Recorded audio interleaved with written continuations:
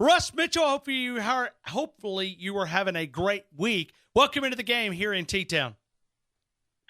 Let's kick the tires and light the fires. By the way, I understand that Sally has picked Ole Miss to beat Alabama. He did. Yeah, Sally came in on Monday. He thinks Ole Miss is going to beat the Tide.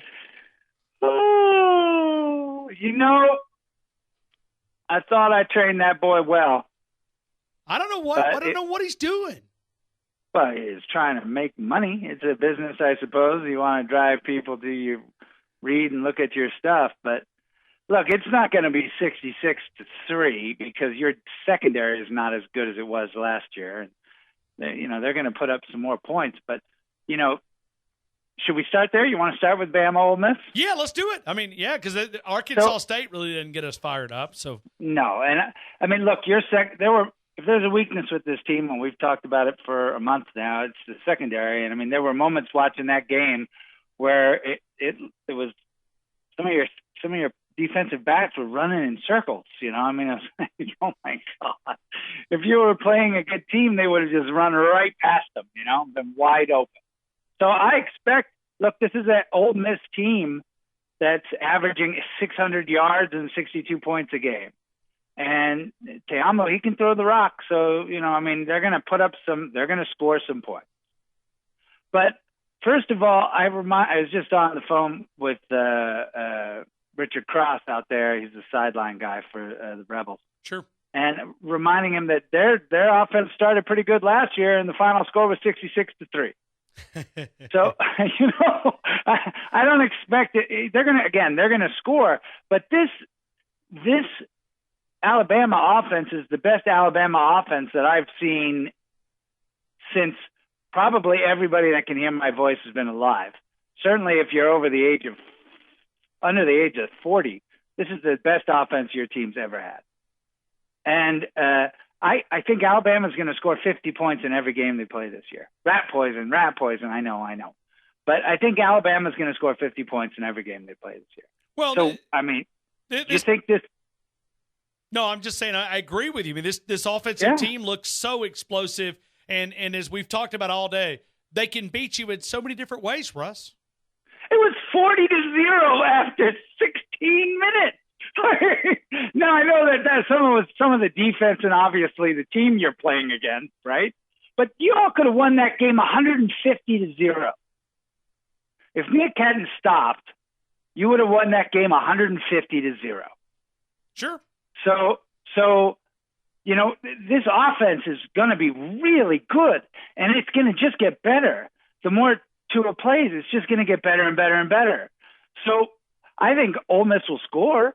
I think they'll score maybe even 2 touchdowns or, maybe 18, maybe even 21 points. But they're not going to score 51, and Bama's going to score 50.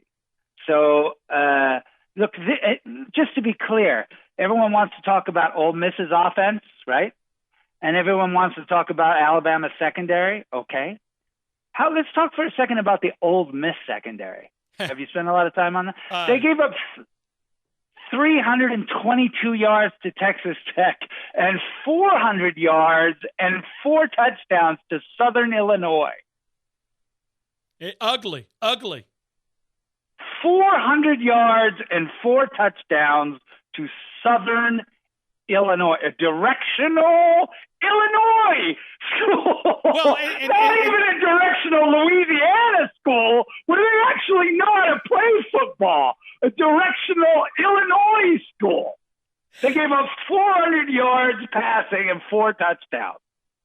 Hey, you may have listened to this show earlier this week. I said the same exact thing. I mean, this is Illinois. The main Illinois doesn't know how to play football. The Southern guys don't know how to play it.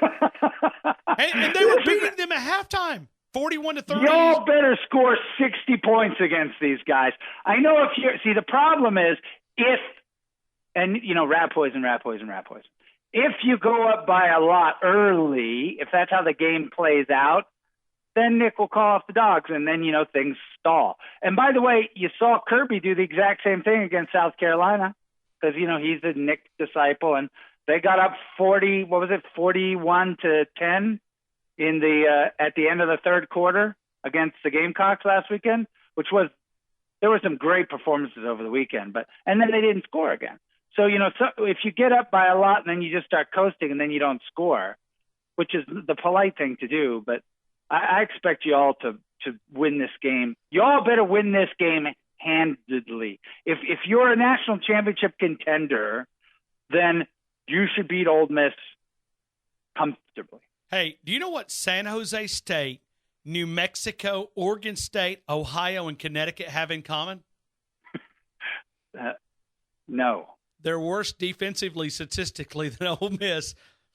That's it. Are they better? No, they're worse. They're worse. Those are the only ones that are worse. Only one statistically. Yeah. Ole Miss is 125 out of 130 in college football right now in defensive statistics. When you are next to San Jose State in anything other than, computer software engineers, then you're in trouble. I'm with you. So Alabama, and see, this has been the big debate that we've been talking about here, is if you're Nick Saban, knowing what you know about Ole Miss's offense, do you go down and you take these backs and you run it down their freaking throat to keep Jordan Ta'amu on the sidelines? I mean, is that what you do? No, because this is a game you all should win, right? This isn't Auburn. This isn't LSU in Baton Rouge, right? This is a game you all should win. So you need to get your offense as many reps as possible, so it continues to get better and better. And by that I mean your passing offense. Everyone knows you can run. Actually, you know what I would do? What was the run pass in the state game last week? Do you have the breakdown on how many running plays and how many passing plays? I can give you in just a couple of seconds here. Okay, look it up. You know what I would say against Ole Miss? It should be 50-50. I would not do any one more than the other. I would use this as the next level of scrimmage. I mean, they're probably on par with Louisville. 29 passing plays, 44 rushing plays for Alabama against Arkansas State. Fine. Well, and probably stack more to running in the second half. So, it was. They called the dogs off. They just said, "Hey, listen, this is getting ugly." I would do the same thing. Maybe a few more running plays in the first half. But this is a rat poison. This team is not at the same level y'all are at. So it's not rat poison to say that you should win this game handedly. If you struggle to win this game, that would be a very bad sign. So it's not rat poison. What you're looking for in this game is to continue the development of the offense and maybe figure out. I've come to the conclusion, this is a perfect game for y'all right now because your secondary needs as much practice as possible, and they're going to get it against this team, and it's a decent passing offense. So this should be a good opportunity in what should even on the road be a good opportunity for your secondary to get some good practice. And only because it's next week's game, and I'm not trying to look ahead, and I don't want Nick Saban to explode coming up in an hour following the post-practice press conference. But are you buying to this Texas A&M hype? I mean, are you pleased with what Jimbo Fisher has done? No. In fact, I think Clemson played that game poorly. I don't think Dabo did one of his better jobs of coaching in that game. There's lots of – first of all, you got to be impressed. Very impressed with Kentucky. Very impressed with Georgia. I was impressed with A&M. I'm very impressed with Mond. So put that on the table. Put that over there on the side of the table for a second. But this is still a A&M team that's got lots of question marks, man. The offensive line. Mond was scrambling. If you watch the game, Mond was scrambling for his life a lot, right? And that's not a good thing. Your quarterback shouldn't be scrambling like that for his life. There's question marks on the defense. They're thin in multiple groups on defense. So I'm not buying the hype in A&M per se for this year, but Mond did really well, showed a lot of courage, really good accuracy, had good zip on the ball. If he had an offensive line that could block for him, and he's still very young, right? So next year, especially when he gets some recruits in, I think that A&M next year could be in a really good position with Mond.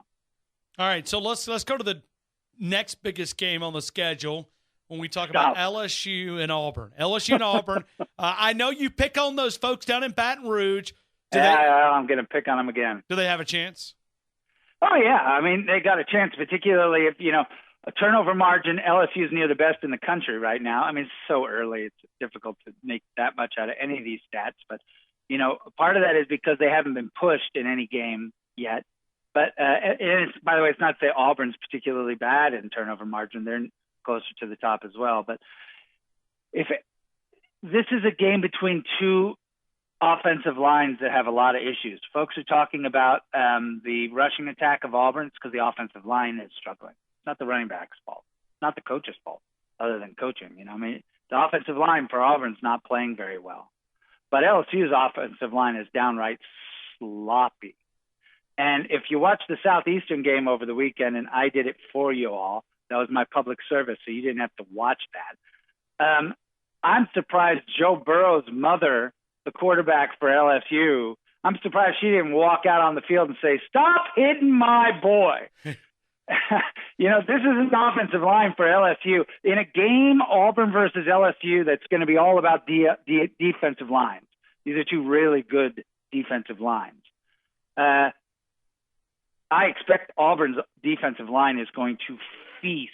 They're going to shine against an LSU offensive line that is considerably worse than Auburn's. So you don't expect this game to be close. I'm reading between the lines. Red zone. So do you realize, and again, it's early in the season, you don't want to put too much emphasis behind these stats yet, but do you realize Auburn is dead last in the conference in converting in the red zone? So LSU's got a good defense. If they can buck up down when they get their back against their own end zone and force Auburn to kick field goals instead of touchdowns, and if they can somehow figure out a way, Ensminger and this offense can somehow figure out a way to account for a particularly porous offensive line, then LSU has a chance. Otherwise, I think the 10-point spread in this game is about right, 10 or 11. Russ Mitchell, CFB. Russ Mitchell, CFB on the Twitter account. What else grabs your attention in the final couple of minutes here? We didn't have a chance to talk about Georgia. I'm telling you, I think Georgia's two things, that and the Vandy game, right? So I think Georgia looks as Alabama right now. I expected them to, I expected that defense to take a little while to get going. Boy, they looked good. On the road in a tough place to play against a decent South Carolina team, they thoroughly whipped South Carolina in that game. And the other thing that I really like about that defense is, despite losing all that talent, and the offense too, I mean, they just keep going. They play very well when their offense makes a mistake, right? When their offense makes a mistake, and that's culture, that's mentality. That comes from your key defensive coach, who's Kirby. And when they make a mistake, that Georgia defense gets even tougher. So I like that. The other thing that sticks out is this Vandy Notre Dame game. It's the day game, so it competes against Auburn LSU, so no one's going to watch it. But, Vandy's got a good pass defense. Notre Dame's been winning with its defense. I think Vandy's got a puncher's shot here. I think Vandy has, if they can put up some points against this Notre Dame defense, if they can get to 14, I think that Vandy's got a chance to actually win this game. I think it's going to be a low-scoring game. I like Kyle Shermer. I like that big offensive line, just like Kentucky. Big, experienced offensive line. I don't just keep one eye on that Vandy game. Come on, Vandy. Hey, Russ Mitchell, CFB. If you're looking for more hot takes, go to Russ Mitchell, CFB on the Twitter account. Kicking the tires and lighting the fires. I've got Barrett Saleh's home phone number and his cell phone number. So when you all beat Ole Miss like a rented drum, just let me know, and y'all can give Barrett a call and tell him how long it was. Yeah, put it out there. Put it out there. Wouldn't that be some crazy? He's on with us on Mondays at 3:30. So we'll rub his nose in it on Monday when this. I'm going to tell him Russell just shook his head back and forth. Shake my head. Shame. Shame. All right. I may tweet that in a minute. Thanks, Russ. I appreciate you, man. Have a great weekend. All right. Talk to you later. Bye.